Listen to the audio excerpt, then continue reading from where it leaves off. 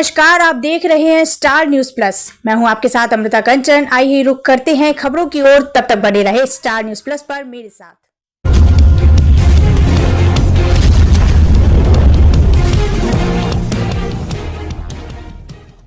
भयभीत परिवार ने समाधान दिवस के दौरान डीएम को शिकायती पत्र देकर कार्यवाही की गुहार लगाई।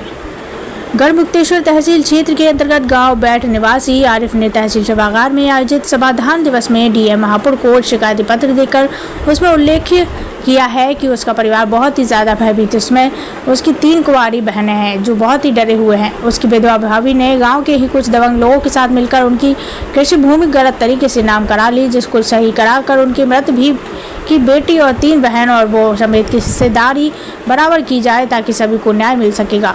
स्टार न्यूज़ प्लस के लिए उत्तर प्रदेश के हापुड़ से अकबर अली की रिपोर्ट।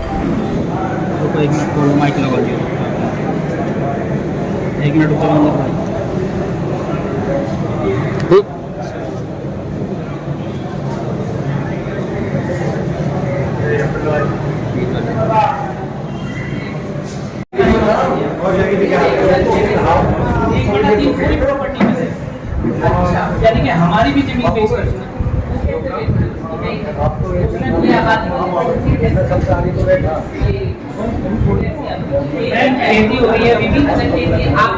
क्या है पूरा मामला, क्या नाम है आपका और आपने डीएम साहब से शिकायत की, क्या शिकायत की है? किस? मेरा नाम आरिफ अली है, मैं गांव वाइट का रहने वाला हूँ। मेरे माँ बाप की मृत्यु हो चुकी है और मेरे भाई ने अपनी घरवाली को 28 जनवरी 2023 को तलाक दे दिया था। उसके बाद मेरे भाई की 7 फरवरी 2023 को डेथ हो गई, सड़क दुर्घटना में मृत्यु हो गई।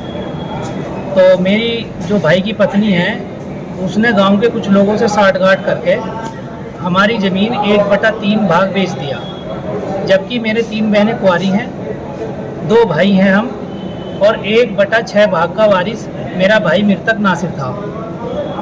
लेकिन उन्होंने 1/6 भाग की जगह 1/3 भाग ज़मीन बेच दी और उसमें नाबालिग बच्ची जो हमारी नारा है, जो मेरे भाई की बच्ची है, बेटी है, उसकी ज़मीन भी बेच दी और दाखिल खारिज भी करा लिया। हम लोगों को पता नहीं चला बैनामे के आधार पर। हमें जब फरद में नाम आया खतौनी में, उसके बाद हमें पता चला तो हमने तहसील में आके पता किया तो पता चला कि नकल सवाल डालने के बाद कि ज़मीन जो है 1/3 भाग बेच दी गई है, यानी हिस्से से ज़्यादा।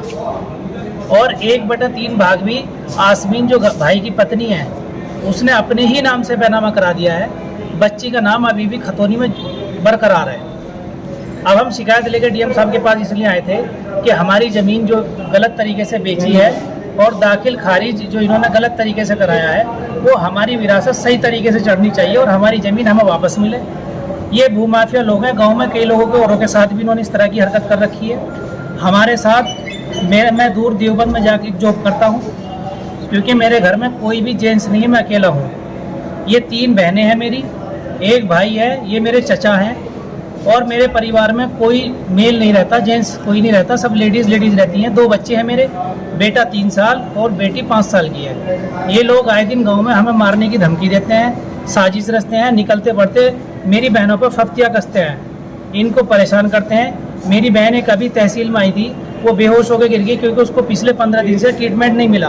क्योंकि मैं यहाँ मौजूद नहीं था, मैं गांव में आता हूँ तो ये लोग मुझे परेशान करते हैं, मेरी रैकी करते हैं, मेरे आने जाने की खबर रखते हैं और मुझे रात दिन धमकियाँ देते हैं, कभी फ़ोन पे कभी लोगों से कहलवाते हैं मुझे। डीएम साहब से क्या आश्वासन? डीएम साहब से मैंने शिकायत की है, डीएम साहब ने अभी हमारी फाइल तलब की है और उन्होंने कहा है कि जो भी इसमें होगा आपको न्याय मिलेगा।